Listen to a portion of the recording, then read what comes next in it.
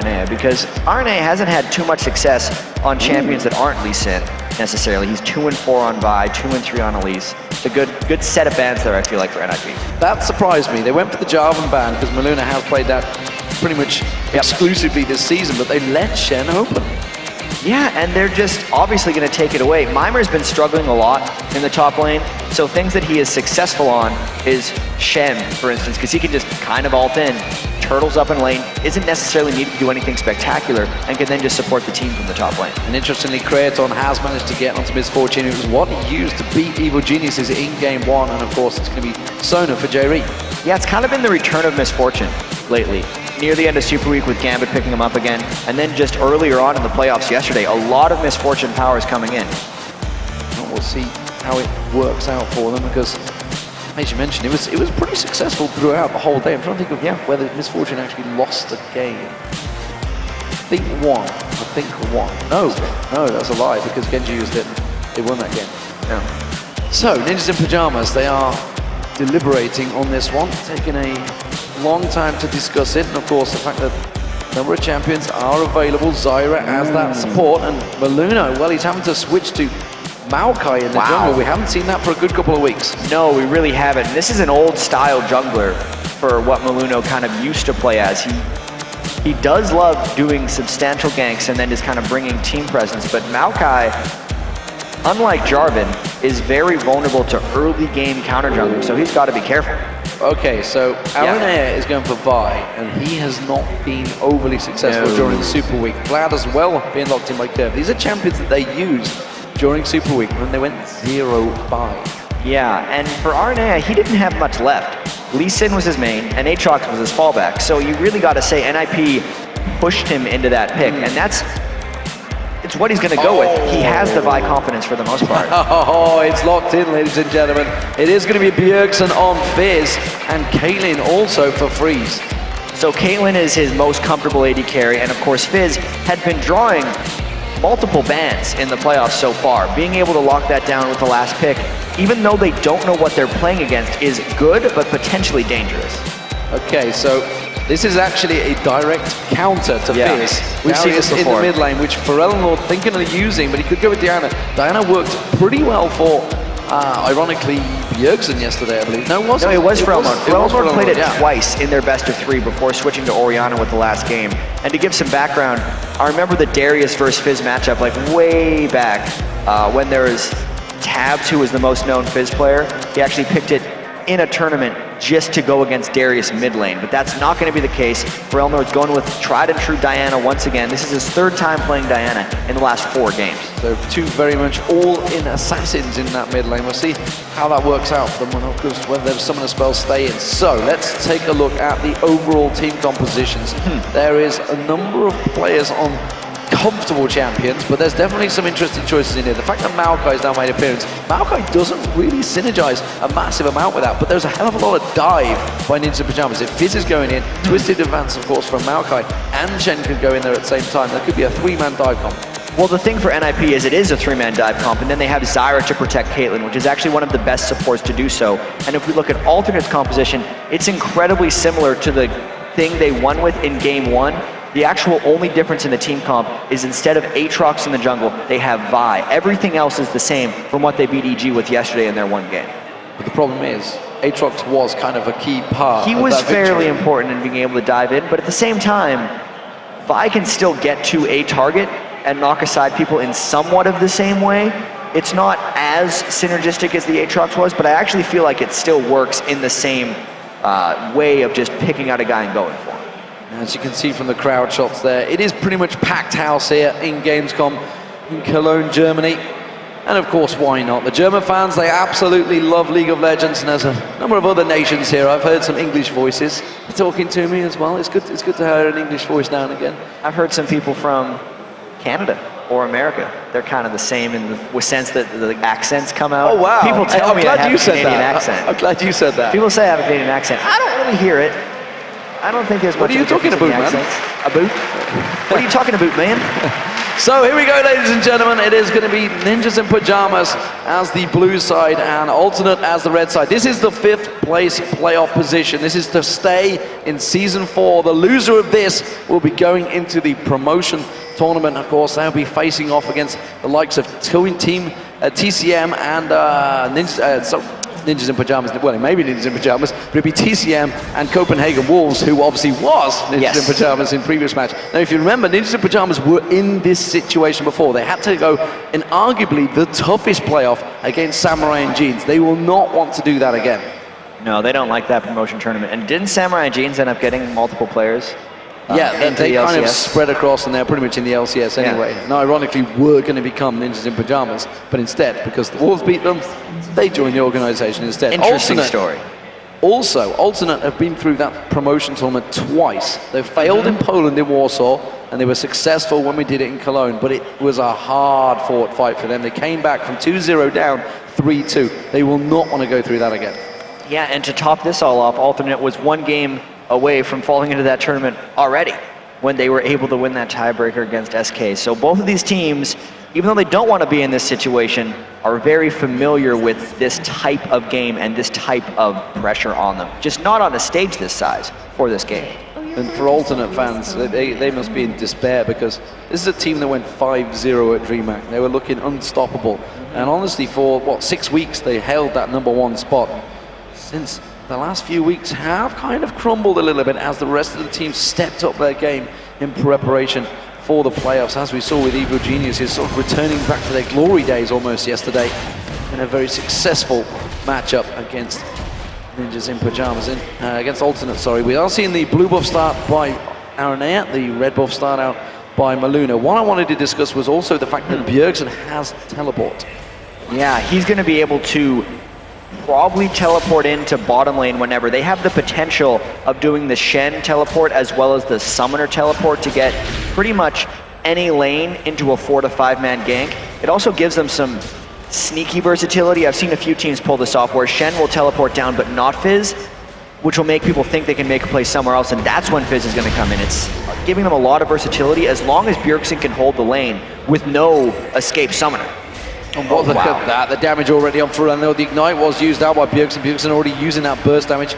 Going to be looking to try and punish this lane early. And actually, the fact that Diana was picked there kind of gives Bjergsen a bit more freedom on Fizz than he would normally have against a long-ranged AP champion. Yeah, normally Fizz has to sit back a little bit. I know even though Fizz is picked as a counter to Ahri multiple times, a lot of times he'll lose his turret because early on he can't necessarily farm or deal with the lane. But since both of those guys are melee, it actually kind of makes the laning phase for both of them better. In fact, it'll make it a little snowbally in a sense that once one guy gets a bit of an edge, it's going to be very difficult for the other one to farm since they're always so close to each other when farming. There's a lot of pressure on that bottom lane. Maluna is heading down that way as well. And I want to talk about the two junglers. The fact that we have seen Maokai in him. Maokai is traditionally a bit of a support jungler, will help out and get those kills. Actually just using that sapling toss to check out that tri-bush and to make sure Aranea is not there. I'm actually a little surprised Jerry put the ward where he's seeing the sapling right now, because as Misfortune Sona, I would expect a little bit more early aggression out of that lane, but that just tells you how much they respect Freeze and Deficio in this lane and their ability to just kind of keep their range for Misfortune and not take any counter harass, therefore pushing it to the turret. See how Aranea does on Vi, because hasn't been overly successful. In a sense, a reasonably similar champion to Lee Sin in a way. I guess you're jungling away, you're going aggressive, looking for those kills. We did see, I think it was Sir T that played Vi earlier on in the week at GamesCom for the European Gaming in the International Wildcard Tournament, and he was actually fairly successful with it. Of course, the Assault Battery, again, as we had before, it was a similar matchup with a Vi versus a Fizz. He can just counteract it with that Playful Trickster. Yeah, he's not able to go for Fizz. He pretty much has to go for Freeze in these fights, because if he's going to be using a Vi ult on one of the tanks or one of the divers of NIP, it's not going to be very successful. And you're absolutely right, RNA has not had success on Vi. It's another one of these risky picks, but Alternate, as we saw yesterday when they picked Karma top lane in a game that really mattered, they have confidence in their own picks, kind of regardless of if they've had recent success with them. And actually, if you remember, in fact, now I'm thinking back, BRTT was on Caitlyn in that game, and of course he went for that Banshee's Veil, and suddenly... Once he had that, it kind of shut Vi down. Yeah, and that would pretty much only leave Deficio, but that's not going to work anyway. As it is, RNA needs to make his presence felt early. Trying to get on towards Bjergsen, but already just slides away from that one. No problems whatsoever there for Unlord. Didn't really get the help he required. Maluna's going to hold out that lane in terms of farm. Bjergsen had built up a bit of a lead, but that will just get balanced out. Creator's got to be careful he doesn't get caught by one of those Piltover Peacemakers. Use the 90 caliber net. Didn't get the combo down though. Yeah, and J-Ree's running very low on mana. It just shows you how much NIP's been able to destroy this lane, making him go back to base already, almost doubling his farm. And this is kind of a touchback to our featured matchup here. Freeze is completely dominating Creation on the lane right here. Picking that Misfortune so early allows Freeze to pick his tried and true Caitlyn, which he's played more than double, twice as much than any other AD carry. Incredibly confident and incredibly good on that champion. Considering Creaton was the highest KDA in European LCS 4 forever, I think, until he's finally broke his hand and everybody else caught up a little bit on him. But he was definitely very high up there. I think it was 27 after the first week, 27 KDA. And I feel like so much of that was also on Ezreal, which makes the Misfortune pick almost like he's just trying to change his style entirely. If he's going to play, you know, Misfortune the Creaton way is 12-3 and 6 against EG, it's because he sits so far back in the teamfight phase, so it kind of makes up for him not having an arcane shift like Ezreal does, and he's really just an ultimate bot and then really late fight cleanup. J-Ree, back in those early days, did use Fiddlesticks very early. Bjergsen going aggressive on towards Pharrell here. Pharrell using the moonfall. Oh, he might get him. Throw out their ultimate. He's going to catch on towards him. The Ignite should take it down. It's going to be first blood by Bjergsen. And that was just total domination by Bjergsen. As you can see, it was double Doran's ring to pretty much nothing on Ferelnord. Ferelnord hadn't decided to go shop, and they might go 2-for-0. Creaton having to use that barrier, flashes away, but the Ignite is ticking. It won't quite have enough though. They can't shove the lane quick enough to get to him. These lanes early on are definitely going NIP's way, which really makes it not a good thing for Alternate, because we know RNA needs to be able to make his presence felt fairly early. And to get back to that Ferelnord Bjergsen duel, that wasn't even close. And the fact that Ferelnord picked Diana into a Fizz, it has to go better than that in that matchup for Alternate to use that pick successfully. He must have felt confident in that pick. The fact that he countered, like you say, he countered into it. Well, not so much countered it, but just picked into it.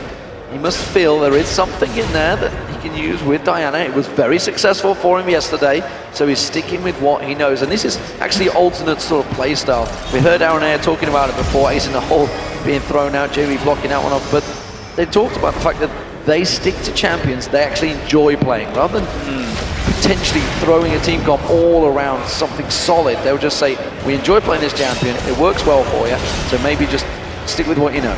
And there is a certain benefit to doing that in some cases, because you never want to play a champion you're not good at just to fit the team comp.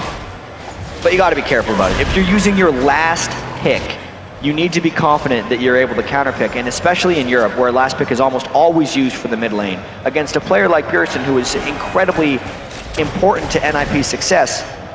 Ferelnord's got to make sure that this Diana pick is actually confident. And honestly, he can do this against Fizz. Diana is not a bad pick against Fizz. He just has to perform. Bjergsen, you can see he had some great results on Fizz against Fnatic, 10-5-4. That was up against Peke in that mid lane, which is no easy feat. The highest killer, I guess you could say, in the LCS. He's got a massive number of kills. In fact, he's way ahead by about 40 plus ahead of anyone else. We'll be seeing, of course, Fnatic up against Evil Geniuses after this game concludes. This is a best of 3 though, and right now Freeze is dominating this bottom lane along with Deficio. 77 CS to 42. That is a giant lead now. And because NIP has been pushed up to this turret for so long, I was actually expecting RNA to come down and try that level 6 Vi gank, now level 7, because he has spent so much time just farming on Vi, as he did yesterday with Aatrox. And it's the wards that keep catching him out as he tries to go and gank, but he needs to make something happen with this Vi. Otherwise, he's just farming for nothing. Well, we're seeing Kerp and Mima in the top lane, and Mima once again falling behind on CS, but Bjergsen is up here to help him out. He's already used the Emo plate, so that's his ultimate gone down, and Mima's going to keep chasing on towards him. Has to back away from this fight, but Bjergsen could come in and finish this off. He's going to try and catch on towards Kerp. The moment he comes out of there, not going to be too afraid to dive on towards this turret, but instead Kerp has managed to use that Ghost and pull to get away. Yeah, and it's a good thing Bjergsen didn't decide to dive through because he would have been flashed away. RNA going for it! Assault battery on Bjergsen does use that playful trickster to get onto the turret. It's going to be a dangerous, dangerous thing to dive a Fizz on a turret, despite the fact that there is 3 members there. He has got his ultimate available. He can throw out that fish at any time. It'd be a great whale. I think he's not on there. It's not going to be popping out there. Instead, he gets a little poke on Ferello, keeps him back in bay there. Playful trickster comes around, keeps on bouncing the damage towards ultimate. They can't push his turret. Yeah, Bjergsen really doing his best to stop this, and they might think about going in for a 2v3. He's going to throw out, there's that great whale popping up there. Ferello's going to be the target. He tries to get away. The Ignite should take him down. Maluno comes in and cleans up, though. How's he going to be able to get away, though? Alternate turned his back around. You're going to see the Vault Breaker from RNA. It forces the flash out. They could collapse on towards him. There it is. Kirk gets in. It's a 2-for-1. And NIP was trying to use their global presence. Meimer was about to ult in on Bjergsen as he finished off, so Alternate's ability to burst damage down onto Bjergsen was clutch in that exchange, giving them a 2-for-1. If Shen made it in, that could have been totally different. So a big bit of plays by Alternate, and honestly, checking all the lanes, it was a much needed play as well, but that's the first turret of the game. Alternate creating that situation up in that top area. Meanwhile, we do see Kraton and J-Ree, they are still struggling out in that bottom lane. It's 101 CS to 55 now. Yeah, that's and huge. that lane is really getting out of hand at this point. That is an almost unheard of matchup in a 2v2 in pro games, especially with someone who's known as strong of a laner as Misfortune. So we see Bjergsen back in that mid lane. It's actually 600 gold ahead of Ferelnord, but it is those AD carries, as you mentioned. It's about 600 to 700 gold now built up between those two. Bjergsen farming out this lane. Looks like Ninjas in Pyjamas are all counteracting towards Aranea, who's trying to take down that pink ward. The pink ward battle has begun on Dragon, and it's Ninjas in Pyjamas that force Alternate away. And all 5 members of both teams are coming down here. There's a couple ultimates that are just coming back for Alternate. They're going to have Hemo Plague in a fraction of a second. There's no Shen ulti, so this is actually a pretty dangerous fight for NIP as they're getting cornered inside this Dragon. That's dangerous stuff. They're going to go into a curve. That's going to be a Stranglethorn coming down. Crescendo lands across. Bullet time back in there as well. Deficio might get taken by Hemo Plague. It doesn't matter. Ferello dives in towards him. He gets on towards him. Meimer now taking low. Aranea trying to get away. Azinar's going to come through. That cat's on towards Kerp. He's not able to get out of the way from that one. Kraton now, he's going to get dived upon. Should be enough. Bjergsen gets in there, gets the kill. Now he's trying to get away from the Ferelnord. That's going to be twisted advance from Maluno. Catching up, locking up Ferelnord. He tries to get away, but it's a quick slice through on Bjergsen. Wow. And he picks himself up another kill. It's a 3-for-1 to Ninjas in Pyjamas. And that was just NIP showing how much stronger they were at this point. They forced that one and came out on top regardless of how much damage the Dragon had done to them beforehand. This is an incredibly bad sign for Alternate because they had everything up in that fight and seemingly the positional advantage, but NIP still came out on top, plus the Dragon. Potential for gold snowball there, and Freeze, I might add, could have been one of the big differences there because he'd already got that BF sword because he got that big CS advantage, whereas obviously we saw the bullet time from Kraton just didn't have the damage to back it up. Absolutely not. I mean, Freeze just lane domination on Creatine, just everything going Freeze and Deficio's way. That's just going to get worse for Creatine at this point because Freeze has the range on him for the most part, and unless Creatine can find some way to close the gap, maybe catch Deficio in some off crescendos and burst him down in the bullet time, but without the attack damage in that lane, and because Freeze is just so far ahead, it's becoming pretty dire. The saving grace right now for Alternate is Kerp. Kerp's been playing very well in that top lane. He's 1-1-2, got himself that Hex Drinker in there, but look at Bjergsen. He's got himself that Lich Bane already, and he's going to be looking to make some plays. Blue buff is up. Bjergsen will pick that one up and see whether he counters out, decides to go for anything. Ferelnord's going to get himself the blue buff as well. And Aranea, well, he's been playing Vi to not so much success lately, and we're waiting to see whether it works out for him again. He's 0-0-2, so he's not doing too badly. Got himself those boots of mobility to get around and try and help out these engages, but hasn't been a presence really in the lane so far. Not really, and he hasn't been a big presence in team fights either.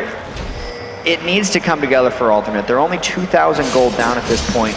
Even though they were actually the ones to take the first turret, it just shows how far behind they generally are in farm.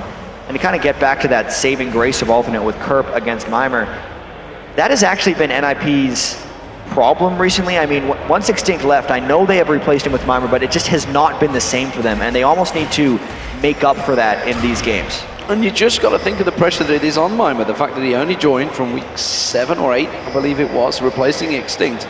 This is the first tournament he's played in front of a crowd. Yeah. He wasn't in Tenerife, he wasn't in DreamHack, he wasn't at Moscow, he didn't experience all of those crowds. This has got to be a high-pressure situation for effectively a player that is just one of you guys sat watching this right now. He was just happened to be very high, of course, in the rankings. Had three champions up in the high LCS rankings in the Champions Challenger Series, so that's why he got picked out the solo queue. Yeah, and just to pile on, by the way, if you don't do well, your team's probably going to go into the promotion tournament, so good luck, have fun. No pressure at all. Someone that was in high spirits though was Freeze, and it seems to be just bleeding into his play. I already saw him this morning as they came on the shuttle, and he had a big grin on his face. Maluna was not too happy about the early morning, but Freeze seemed in high spirits. Yeah, and it's hard to be in spirits like that after getting one shot by Alex Each's Kale the night before. I saw a tweet by him. It was a 2,114 damage death recap from Kale in 0.11 seconds. And that's basically what happened to him, like, right before they got dropped into this tournament. So he's got an amazing mindset to be able to just come back and be like, yeah, let's do this, guys. We just got destroyed, but don't worry, we got this. We can go straight back into it. So Ninjas in Pyjamas, they are stacking 4 members in the mid lane and looking to try and push this turret. Alternate have a 4-man defense here though, so they should be able to bully them away after a little while. Maluno has been doing a great job of locking up for Unlock. He dived on a couple of times now with that twisted advance, and so half the hit points off that turret just shredded down in that single wave. Yeah, Maluno's pretty much just trying to annoy Pharrell Lord in a lot of these team fights, it seems. The Maokai pick, not sure if it's really turned out yet. I do know that since he's made it out of the early game at this point, as long as NIP has enough damage, which they probably do with that Fizz, his late game teamfight utility is incredibly high if NIP controls the positioning of the fight. Bjergsen heading up towards the top lane, Kerp baiting him in towards that bush. He knows he's still sticking around Kerp. He's not going to go too deep. This is a potential dive on the tower, and Kerp is walking well away from this one, well aware of the situation. Yeah, he sensed that one. I don't even... It was basically just because Mima was waiting in the brush, and it's like he wouldn't be waiting there without farming if there wasn't someone on the way. So very smart move there of Kerp to just run back. In the same dear. race, he's got to be careful. They switched it up this time, so now Shen is shown, but Bjergsen is in there. Kerp, if he gets into range to check the brush with his E, he would have seen Bjergsen anyway. Yeah, Bjergsen had just cleared the wave as well, but there's going to be a Lich Bane hitting on that turret. Kerp's going to try and wipe them out from many a wave as quick as possible. Frontal comes up to try and help him out, but this is buying time for that mid lane again, and they are starting to keep pressure on that middle turret. The middle turret very low now. Deficio going to take that one down. Freeze doing the damage. And keep in mind, if NIP wants to, they could actually get 5 people mid fairly quickly. That's why they had the Shen and the Fizz up top. I wonder if Bjergsen's going to try for something 2v2 here, even though Shen would have to ult in on him. He might go for it. He's been looking for a fight for a while. He may well just pop across his bush. Here comes Mima. Mima's going to come around, so he's going to save that standing. Yeah, they're going for it. Two of them coming around the backside. Where's that Shadow Dash going to land? It's going to be Frenlo they aim for. He's on the turret as well, and he's going to dive in towards it. That's the Hemo play coming out. They're actually split targeted right now. Now they decide to stack up on towards Frenlo. There's the ultimate from Maluna. Twisted advance on towards Kurt, trying to lock him down here. Bjergsen taking very low, has to go in the bush, so he's saved. It was only 1 kill, and that was interesting, the split target fight. Yeah, I actually feel like Bjergsen was trying to ult onto who was taunted, but Vladimir was just kind of in the way, and then they decided to go for Pharrell Lord anyway. That's the reason Maluno locked him down. That's seemingly his goal in this game, is just to stop Diana from doing things. In that fight, there was actually a really great dodge by Bjergsen as well. He playful trickster Diana's Q, which is effectively what saved his life in the end. So Bjergsen on 142 CS to 124 for Lord, but more importantly 5-1-0, and that stretched his gold lead to 1,600 ahead of Pharrell Lord. That is that needlessly large rod he has in his backpack. That is simply the difference right now, and that's going to equate to big items later on. And things are going great for NIP as far as gold distribution goes, just in general. You saw there Bjergsen and Freeze were well ahead of every other member of NIP, and that's the way they kind of need to be, since Freeze and Bjergsen are completely relied upon in this team composition as being the damage threats. They picked a low damage overall team composition, 2 real threats here, and really a bunch of supports, but it's working out for them because their threats have the gold. Well, the Dragon is being taken by Alternate, and actually, Ninjas in Pyjamas didn't really react to that one. They weren't in position, kind of caught out there, and that's going to be the first Dragon for Alternate. And NIP, of course, took the first one themselves, so they were a little off on their timing there. Yeah, NIP just went back to base. at the wrong time, which is a little curious since they had the exact timer on the last dragon. I feel like they were just a little surprised at Alternate's ability to just go straight for the dragon on the timer, since Alternate was behind and had previously lost a dragon fight. They didn't think Alternate would just go for it straight away. So, looking at the bottom lane, Mimer's been spending a lot of time just sat in the bush, waiting out the way there, hoping that somebody would come down there. He hasn't. He's just sitting in that bush. He hasn't been pushing the lane. I think they're trying to bait probably either Kerp down here or Ferelnlord to see if they can get him split pushing. I mean, if you don't see him, is he really there? He is a ninja. Yeah. He should probably be farming. In all honesty, he's only at 105 minion kills, just has that Spirit Visage, and he's going to need to be a person who at least has an answer for Diana and Vlad in any split push scenario. I think he's just hoping that people are afraid of him because he's not shown. Now he's going to farm it. He was a little afraid of pushing up past halfway, I think. And just forces Ferelnlord to back away from that minion wave, so he's going to be happy farming, keeping that split push going that we see Shen doing so often. Bjergsen does it himself quite often as well, and he is sitting waiting, and once again in that bush. The fish in the bush, in the reeds, ready and waiting to pounce on Kerp, and I don't know how the heads up this would actually fight out right now. That needs to be large rod that he got, and make him that extra power. He has a whole bunch of damage, but Kerp has both his summoner spells out. If anything, Kerp's probably going to want to just run away, and since Bjergsen didn't have vision of the rest of Alternate, he's deciding just to farm. He was hoping that maybe Kerp would walk into him so he could get some guaranteed damage, but it was too dangerous of a fight for him to just go all out on him. Just dive in, use that Playful Trickster more as an escape mechanism. He has just wiped out the wave, and look, you see Kerp warding out that blue buff, wants to give himself the cover. Now it's a 2v1 situation up here, and Bjergsen actually out of position. Stand United, of course, from Mimer is available should they try and collect on towards it. Yeah, I actually wonder if NIP can win this fight regardless if they decided to take it. Even so, Bjergsen is just toying with Kerp at this point. Goes in, makes sure Aranea can't even get in range, and it ends up just wasting a bunch of time. Aranea is still not able to get involved in many things, 22 minutes in already. And speaking of farm, you know, he's doing a very good job. Kerp and Bjergsen actually fairly even, but more importantly, Freeze. He's nearly 80 CS ahead of Kraton. It is just a slaughter as far as Caitlyn versus Misfortune goes right now. He's a full Last Whisper up on him, which is an incredible boon for Freeze's power. Oh, and it's going to be Kerp that gets dived on Hemoplague, and a lot of tower hits on towards Bjergsen. The tower does go down now, so now Bjergsen's going to chase in. They're both very low, and Bjergsen realizing they didn't want to dive in towards that pushes. You see the pink glow of that Lich Bane, and well, Kerp's going to get some lifesteal back here. This is a dangerous, dangerous time for Bjergsen because coming up behind is Ferelnlord. Kerp is going to keep on running this one. Wants to get towards that turret. I'm not too sure whether he can catch up because that ghost that Kerp used may well buy him time. It's going to be a 10-second timer. That tower will not kill him. He's going to use that pull Tides of Blood and just use the death to the turret. While it is nice that he didn't give up the kill to Bjergsen, I feel like Kerp still lost that exchange. He burned both of his summoner spells and his ultimate.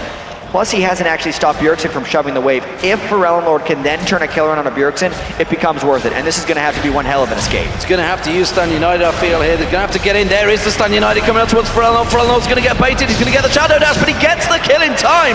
And now Ferelnord will just walk away. Will Mimer be able to put the damage down? I'm not too sure. But in the mid lane, there is action happening there, but it's going to be Ferelnord that gets caught out. The Shadow Dash comes on towards him. Has Mimer got the damage before he gets to the turret? I don't think he does. I think Ferelnord should be able to walk away from this one. Yeah, Mimer kind of showing there how he is a completely underfarmed Shen. Still no Sunfire Cape and cannot put a threat onto Diana, but there was the kill in mid lane and NIP trying to put down more damage. And Aranea having to take a hell of a lot of beating that, so Freeze still keeping that damage down. No surprise to see J-Re going down in that mid lane from that action. So it was actually a 1-for-1, despite the fact it was in different lanes, but it was into Pyjamas putting the pressure on the mid lane. Yeah, it must have been a Maluno catch on Maokai or something to be able to catch J-Re, and then just Freeze's damage is so high at this point in the game. 235 minion kills, Last Whisper and Bloodthirster, and he's really just still sitting on about 2,000 gold. Freeze is going to be taking over this game shortly. Didn't even use the crescendo either, so must have caught him off guard or simply locked him up in time that he couldn't do anything about it. Gold-wise, well, look at that. It's 2,300 advantage for Freeze right now. In the mid lane, of course, it's a 1,500 gold advantage for Bjergsen as well. Even the junglers actually is Aranea and heading gold because he's just been farming for so long. 137 farm is actually pretty significant for Vi, and Vi does do well with large amounts of farm, so we can't necessarily call Alternate out of this one yet. As well, the last time they ran this composition, they went with the double aura items as well. We got to see a Locket of the Iron Solari on RNA and also a Will of the Ancients on Kerp. Kerp still has the opportunity to go for Will of the Ancients later, so they might make up some of this gold deficit if they can force team fights with their aura items, like they successfully did against EG in their victory yesterday. Well, Mimi now has that Sunfire cape and he's continuing that split push. And Ninjas in Pyjamas, they are continuing to do like a double split push strat here. They're thinking of going off towards Alternate, dragging up in 10 seconds time. This time, Malino went for the twisted advance though and cancelled it out. Yeah, he lost vision right as he was going to start it, so he didn't actually start following. That was, you know, as close as you can get to starting the fight. Yeah, he definitely went for that one, but it's going to be the Dragon going down incredibly quickly there. Ninja Pyjamas took it so fast. Oh, that's going to be the ultimate thrown out. It is going to catch on towards Lord. They dive straight in. Ace in the hole coming in as well, but quick protection comes out. Lord will escape. Yeah, that was just a full run from Alternate, especially once the Shark landed on Lord. It ends up burning the Flash. Obviously, the Shark's coming up before that, and NIP got the Dragon out of that whole exchange.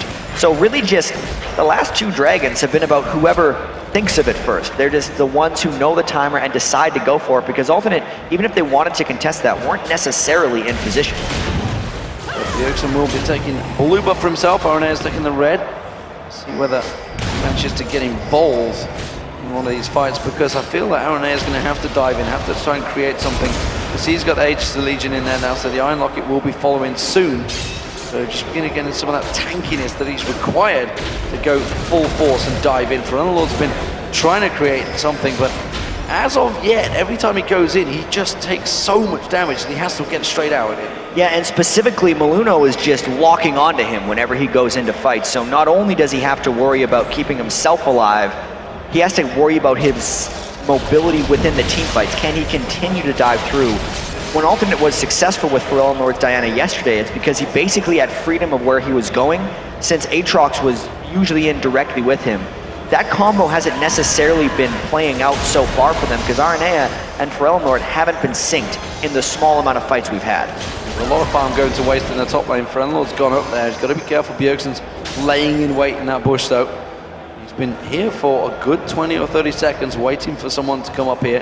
And it is going to be Pharrell. He's going to aggress on. He's coming around the backside towards him. Will manage to dash towards. Pharrell tries to get on there. There's going to be the Great White Child. Sorry, it is a killer whale that pops out. Pharrell though turning his back around towards Bjergsen. Bjergsen realizing he can't quite win that fight anymore. Yeah, getting within the turret is a dangerous thing, and also the fact that Diana has built so much magic resist. He's at 131 MR on Diana with those Mercury treads adding to his Abyssal Scepter.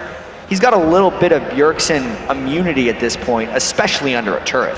But more importantly, Ninjas in Pyjamas took an objective there. They took that middle turret down while he was being distracted, and again, now it's 4 members of Ninjas in Pyjamas in this bottom lane continuing to push in there. They will back off a field because Bjergsen's already gone away, so they don't have that split push pressure anymore. This would actually be Alternate's opportunity to find a 5v4 if they were fast enough to chase down, which is why you can see them actually approaching very strongly. I wonder if they're just going to try to go in regardless. I don't know why NIP's sticking around, teleporting in though. Ninjas in Pyjamas going, Bjergsen teleports in. He just see the crescendo coming in, but it only caught 1 member. The Shadow Dash locks up Kerr, but Aaron Air comes around the side, catches a great Vault Breaker. A Hemo Blade landing on everyone as well, but Bjergsen going deep in there, jumping around, plays all playful tricks there. He's going to get taken down, but is that too much damage? We see Alternate trying to back away from this one. We can see Maluna trying to close the gap, Creaton having to run for it. It's a 2-for-1 still so far, and Alternate have escaped, and Ninja Pyjamas, they tried to turn it around, but not too successfully.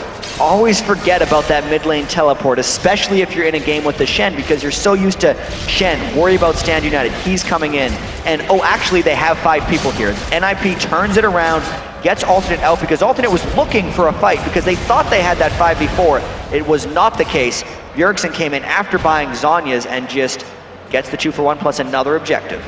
So Ninjas in Pyjamas, they are currently 5-1 up in turrets. Big objectives gained here, and Alternate are under pressure in game 1, and you gotta wonder how much confidence that would knock on them. The fact that they went 0-5 in Super Week, they did pick up a very good victory against SK Gaming, and they looked so strong yesterday.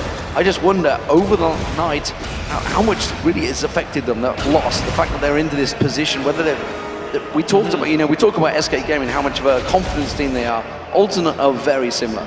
They are, and they have been on the decline for quite some time now. They've gotten a few little boosts here and there, like when they beat SK to make it to these playoffs.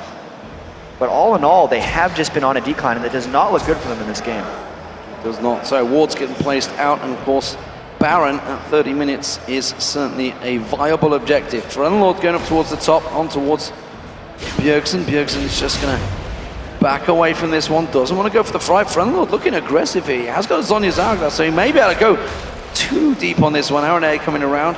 I've got that Vault Breaker to try and close the gap. Into Pyjamas, though, they're all close by. And considering how much time Bjergsen has spent kind of waiting in a bush this game, he's got a remarkable number of minion kills, 241. The only person ahead of him on alternate is the Vladimir Kerp at 252. Across the board, NIP is just farming fantastically. Freeze plus Bjergsen may just be all the damage they need now with that 7,000 gold lead. Yeah, see, he's 11,800 to 7,800.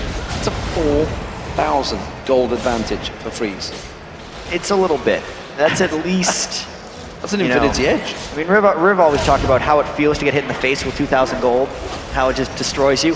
Try 4,000 gold. I feel like it's going to hurt even more. Just the item differential that Freeze has been able to accumulate over Creatine is just not even close. It's a full Phantom Dancer plus defensive itemization. Plus the Negatron Cloak, yes. And the Berserker Greaves as well. It's a huge, huge difference for Freeze right now, and that's why I think Ninjas and Pyjamas are feeling so confident. We are continuing to see Mima with that split push in that side.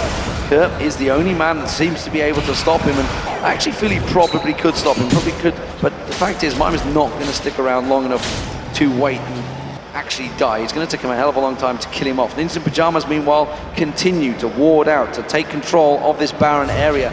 Not too sure whether they're going to go for it, whether it's simply a case of keeping it clear. I think they want to keep it clear, and they want to pull a fight in this area. They're not a team that has a huge amount of damage for Baron. Caitlyn kills it very quickly, but the rest of the team doesn't. They're hoping that Alternate goes in a bad place to either get vision back or stop what they think is a Baron.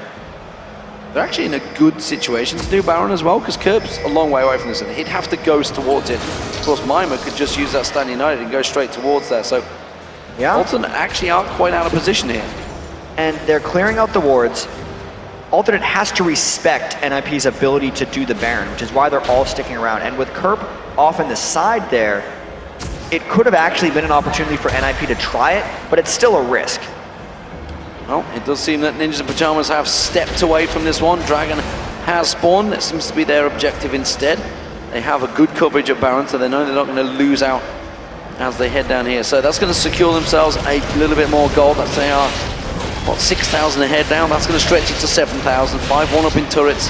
Big advantage for Ninjas and Pyjamas in here in game one. But if you think of Ninjas and Pyjamas versus Gambit, they had a big lead, and that siege on the inhibitor turret was what turned the game around for Gambit. They actually managed to turn the game on its head. That was still around about 6,000 gold lead NIP had then. So I wonder if that's playing in their minds, just how cautiously they're playing right now. I think it should, and especially when Bjergsen is on Fizz, having so much damage kind of in that small package that has to go in so aggressively is a little bit dangerous. If Bjergsen messes up in a fight, Freeze essentially has to kill 5 people, which even though he's farmed, since he's built that Guardian Angel, he's not doing that much damage yet. NIP is going to be cautious because of yesterday and because their team is a little bit risky with only 2 threats. So NIP are all around the Dragon once again. As it is, this time they will start it off because Kerp is miles away from this fight. He's going to have to hit that ghost and run like a bat out of hell up that river, and I don't think it's going to happen. The Dragon already down, the Baron already below half health. We do see RNA off the side. He's got to go for the steal. He's going to come in. So he's got the steal. He's managed to take it down. He's going to try and get out of it. He's flashed away as well. Bjergsen does manage to lock him down, but it doesn't matter. Alternate get the Baron.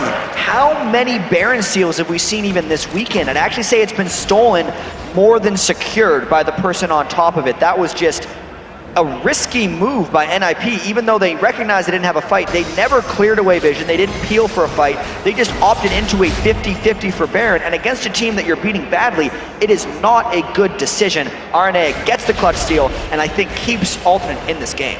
Yeah, it seemed that Frenlord, when he went in there, used that Moonfall to pull him in, then just popped that Zonya's hourglass straight away, and everybody was focused on him. They seemed to ignore what Aradea sat in there Yep. Simple smite, no problem. Smite actually between both of them. Maluna had used it just too early.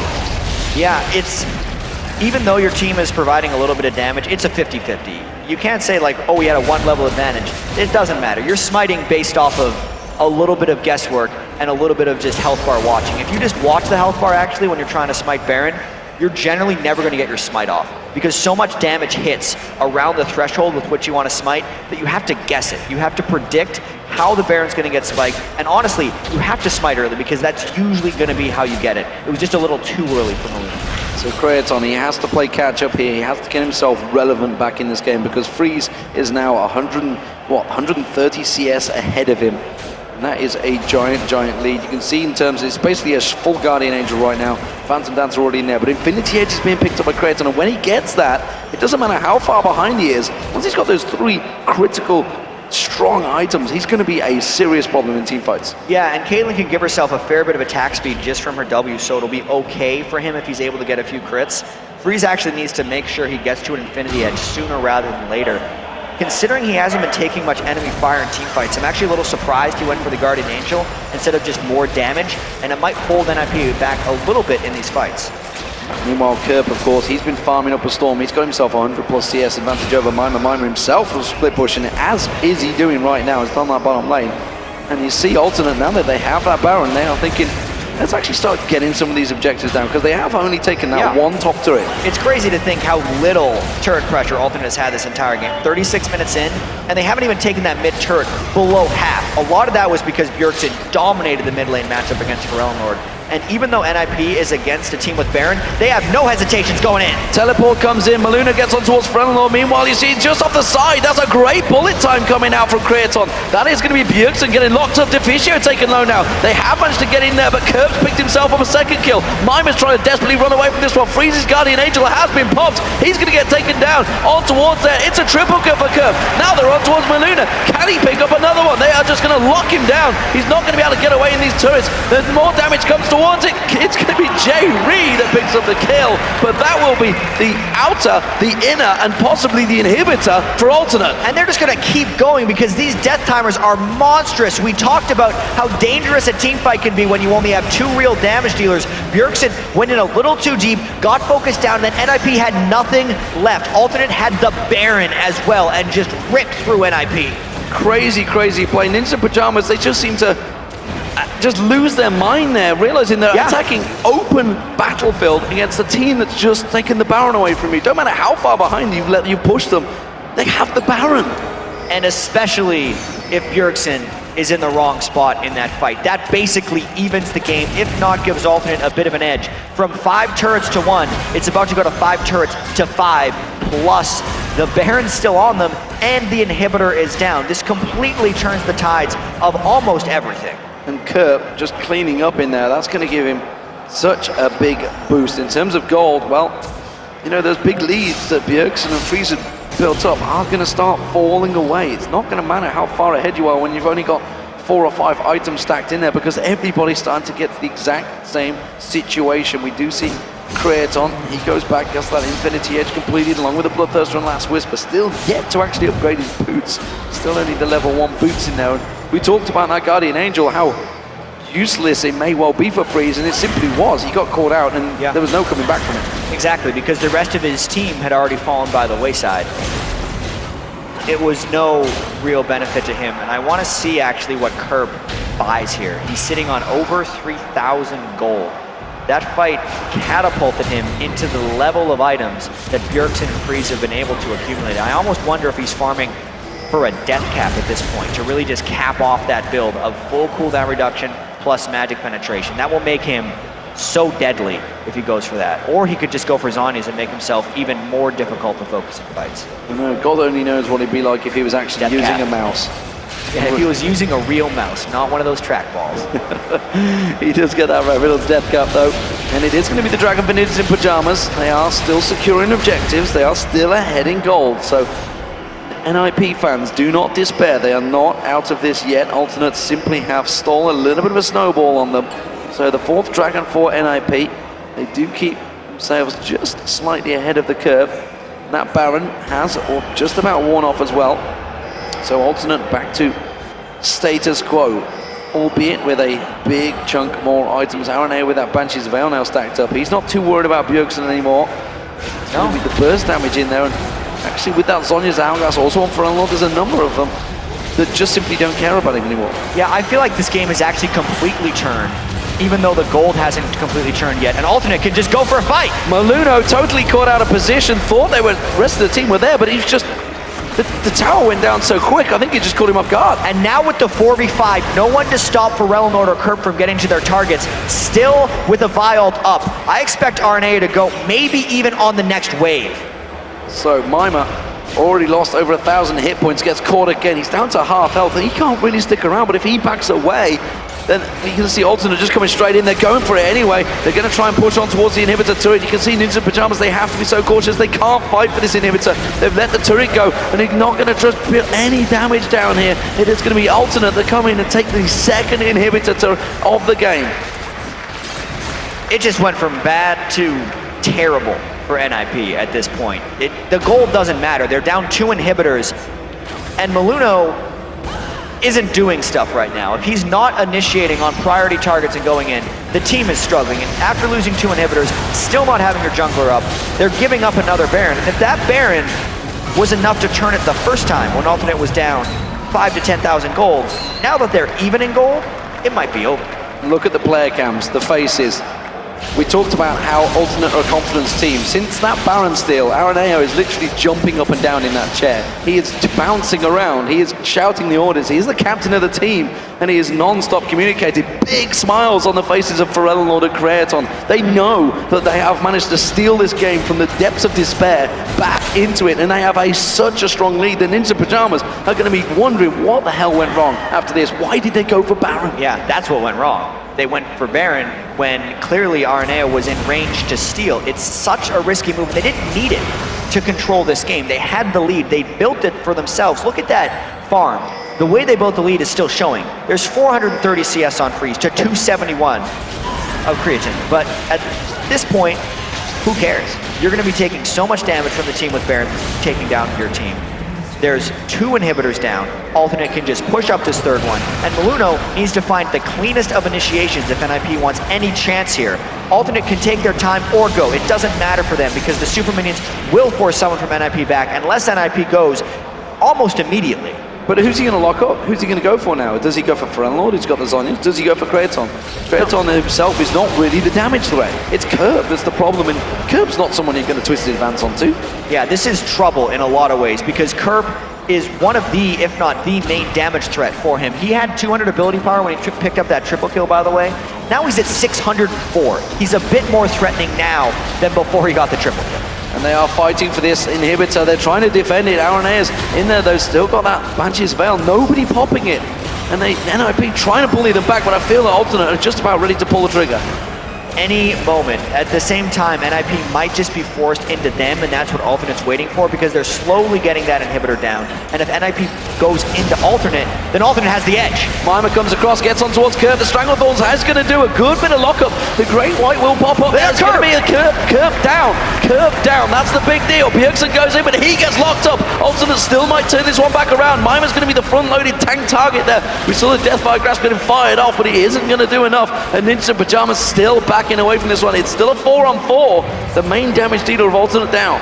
But here's the risk. When Bjergsen dies, Freeze has to kill the whole team, and I don't think he can do that. Alternate's still pushing in. They have the Baron regen and the heals of Sona. NIP re-engages. They catch on towards Ferelnor. Zhonya's Hourglass had to be used. They do catch in towards it, but RNA, look at Creaton. The bullet time coming across. RNA taken so low. J-Reed getting himself a kill on Deficio, and this is still dangerous play. There's the ace in the hole from Freeze. Catching on. Ferelnor going to run away from this one. Alternate disengage, and Ninja Pyjamas hold on just for a little bit longer.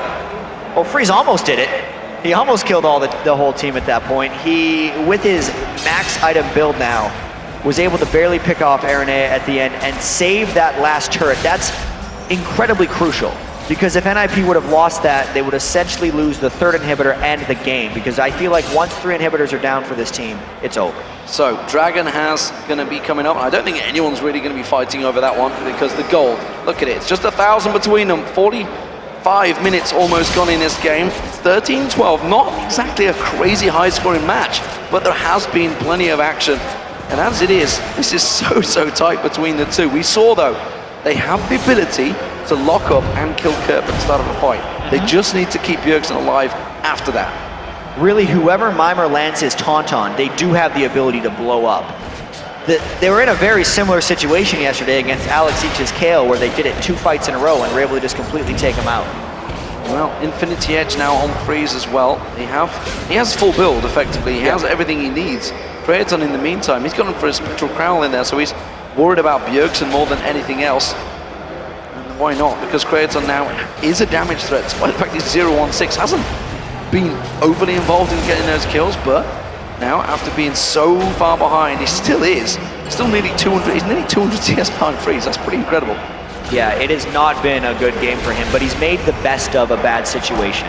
Alternate now trying round 2 on this very low turret, still having 2 inhibitors down, meaning NIP will have to peel back to clear minions unless they go almost immediately. With that inhibitor respawn, if NIP doesn't go in on the next wave or peel back very soon, they're going to lose the inhibitor that just respawned, or even some Nexus turrets. That's why Maluno's going in, or thinking about going in, and Alternate sitting so far back. Yeah, I'm just waiting for Maluno, I think. Waiting game.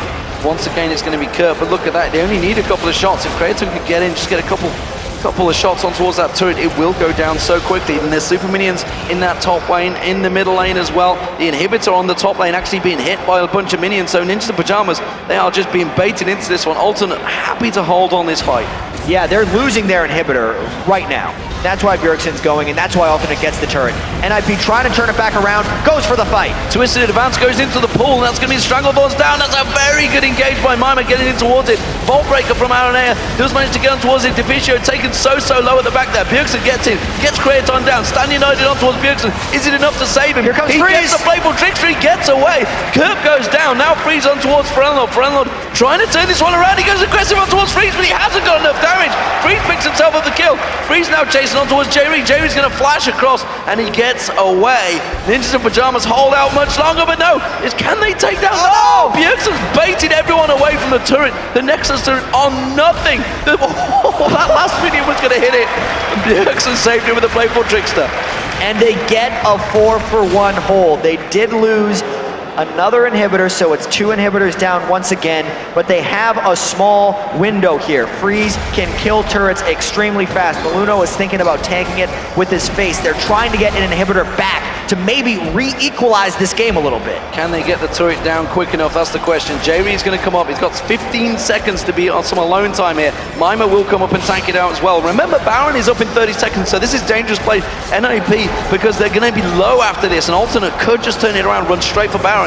It is going to be the turret down. They're not going to have the time for the inhibitor, though. And they don't get the inhibitor, plus I think they lose the Baron as well. Even if they would have gotten an inhibitor or pulled back sooner, being down 2 inhibitors makes it almost impossible to leave your base to realistically contest a Baron. I think this just goes to Alternate if they decide to take it.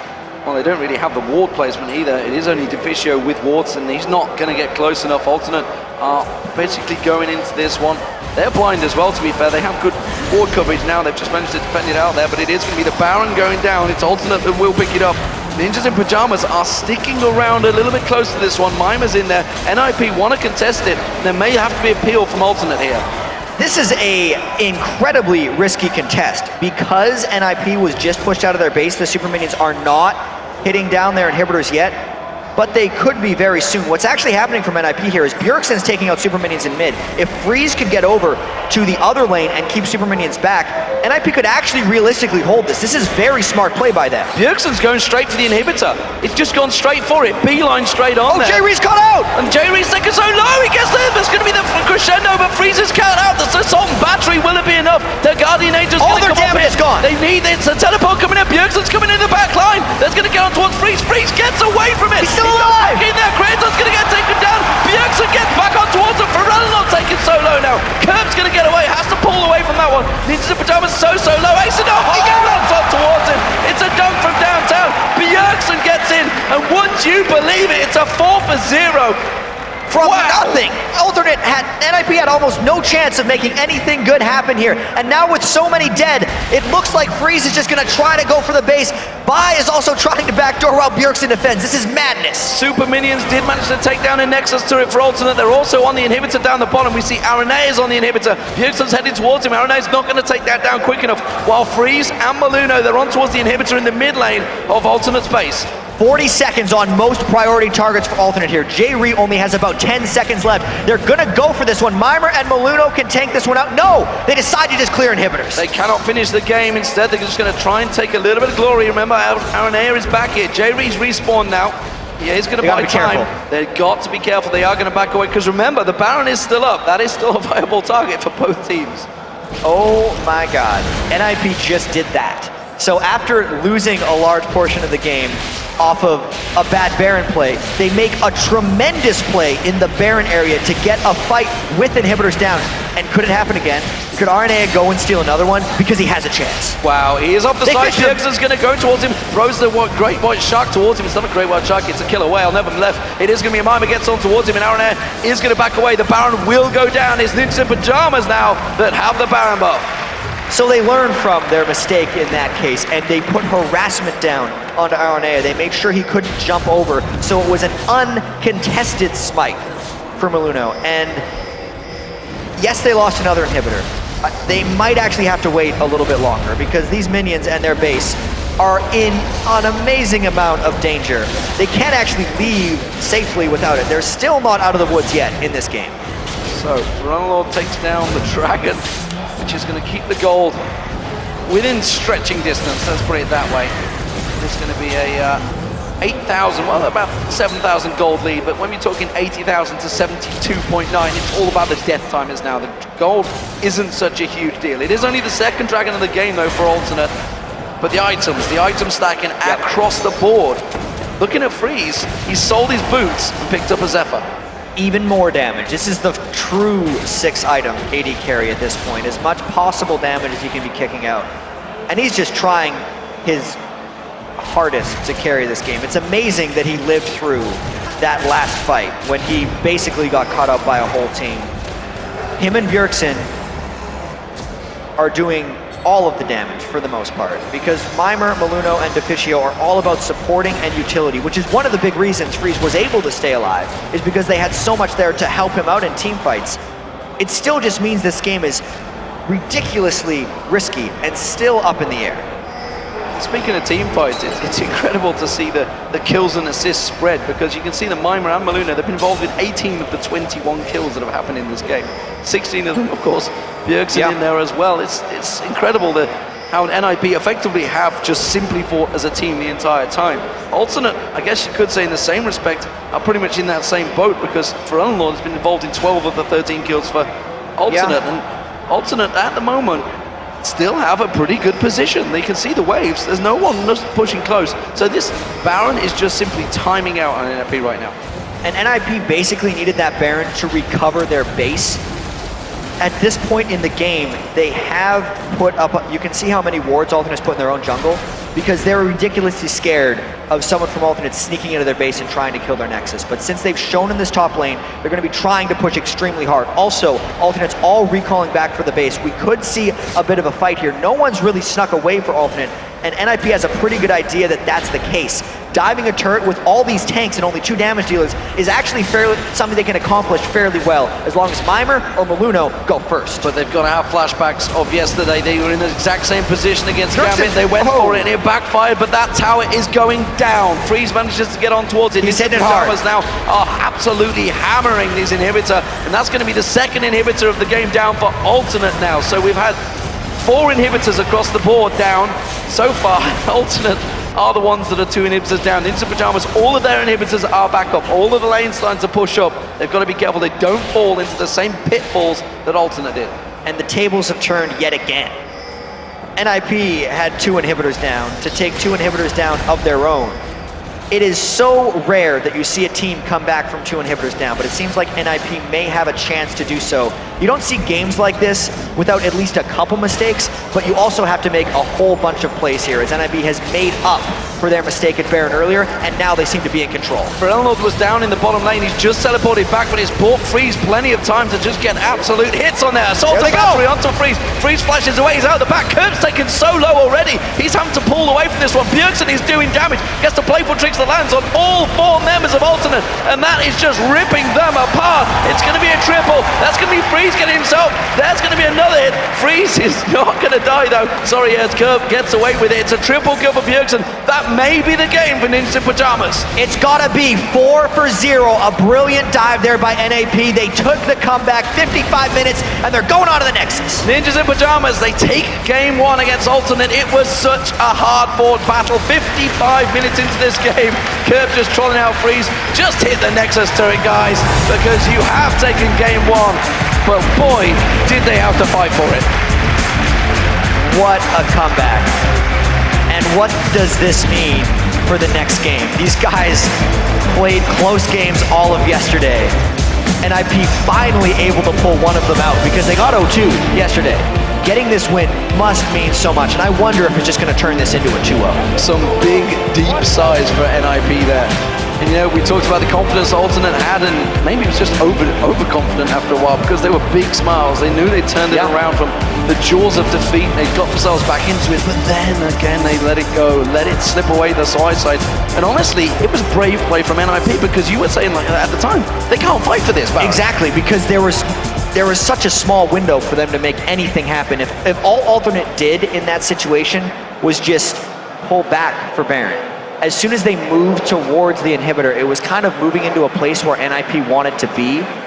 And there were a couple mistakes on both sides for these teams, but I definitely say the bigger play was made on NIP to capitalize on the last one, and that's what mattered most. So as the players take a break, of course, we will be doing the same pass and empty analysis in just a moment. But how do you see in that game? I mean, where do you look towards it? We've seen Fizz banned so many times. Is it viable? Is it worthy of a ban? Because they almost controlled him for a while there. It's so strange. I feel like Elnord kind of let himself down in that game because he had the counter, he had a pick against Fizz, whatever he wanted, and he could not deal with it. I don't necessarily think Fizz is worthy from a ban here, but